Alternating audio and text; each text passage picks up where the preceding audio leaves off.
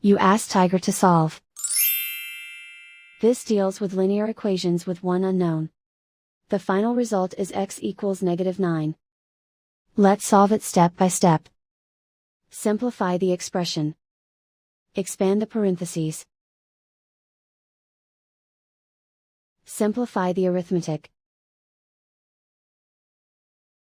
Group all x terms on the left side of the equation.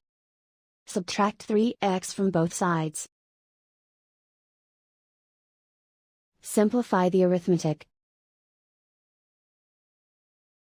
Group like terms. Simplify the arithmetic. Isolate the x. Divide both sides by 7. Simplify the fraction. Find the greatest common factor of the numerator and denominator. Factor out and cancel the greatest common factor. And so the final result is x equals -9.